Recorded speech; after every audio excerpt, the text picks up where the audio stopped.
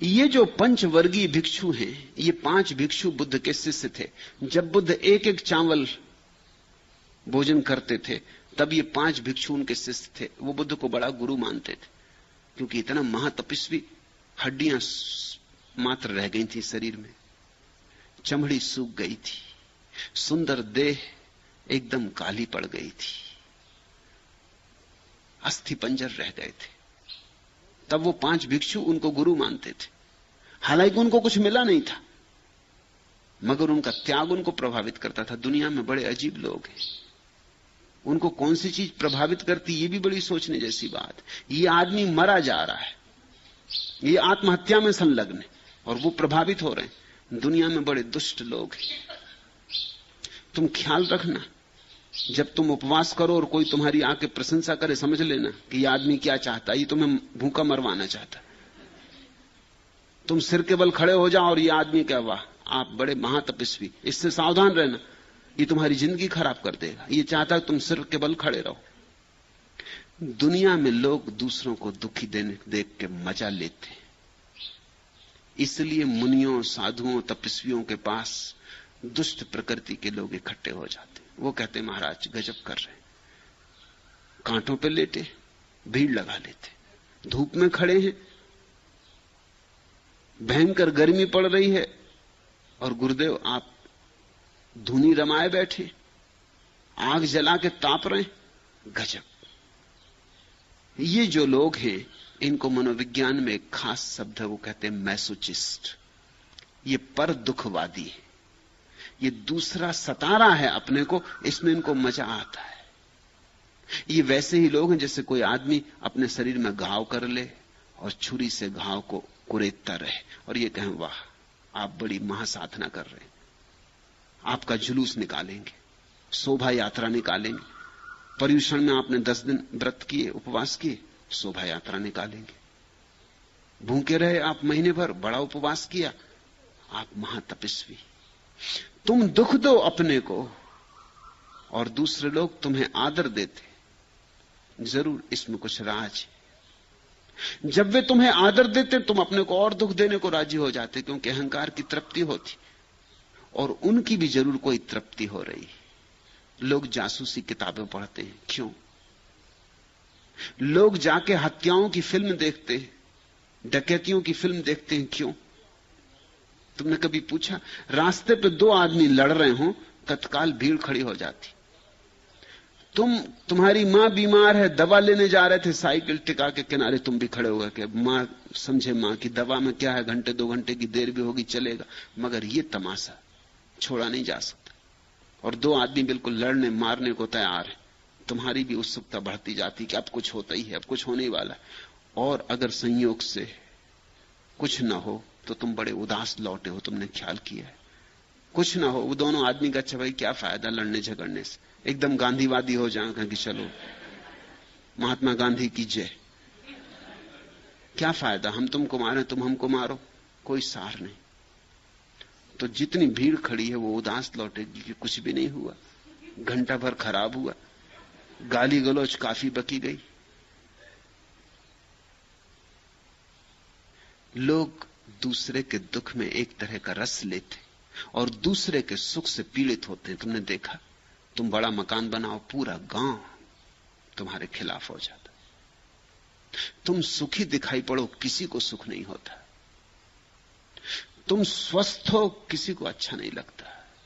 तुम खाते पीते मजे से जी रहे हो, तुम्हारे घर संगीत होता है, नाच होता है, सारा गांव तुम्हारे दुश्मन हो जाता है। गरीब भोगी है, भ्रष्ट है, नरक जाएगा। और तुम भूखे मरो, धूप में बैठ जाओ, घाव बना लो, सारे गांव की दया और सहानुभूति तुम्हारे लिए। तुम्हारे घर में आग लग जाए तो लोग सहानुभूति प्रकट करने आते, वो कहते हैं बड़ा बुरा हो गया। और तुम्हारा घर बड़ा हो जाए और एक नई मंजिल बन जाए, कोई नहीं आता कहने कि बड़ा अच्छा हो गया। जरा सोचना, जब अच्छा होता है कोई कहने नहीं आता कि अच्छा हो गया, और जब बुरा होता है तब लोग कहने आते हैं कि भाई बहुत बुरा हो गया। मगर जब वो कहते हैं बहुत बुरा हो गया, तब उनकी आंखों में झांकना, तुम पाओगे वो रस ले रहे हैं, सहानुभूति में मजा आ रहा। तुम आज नीची हालत में हो, आज तुम पर दया करने का मौका मिला, ये मौका कभी मिला नहीं था। तुम कभी बुरी हालत में थे नहीं, आज तुम चारों खाने चित्त पड़े हो। आज कोई भी दया कर सकता, राह चलता राहगीर कह सकता है भाई बहुत बुरा हुआ, लेकिन उसके भीतर देखो कुछ मजा ले रहा है।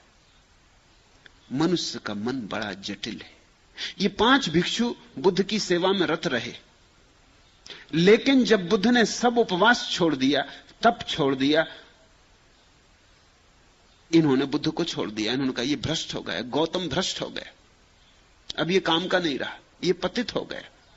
जब तक ये गौतम अपने को सता रहा था, महातपस्वी था, जिस दिन बुद्ध ने ये सब व्यर्थ मूढ़ता छोड़ दी, ये आत्महिंसा छोड़ दी, ये आत्मघात छोड़ दिया, उसी दिन 5 भिक्षुओं ने उनको छोड़ दिया। उन्होंने कहा अब हमारे काम के ना रहे, अब हम कोई दूसरा गुरु खोजेंगे। वो उन्हें छोड़ के चले गए।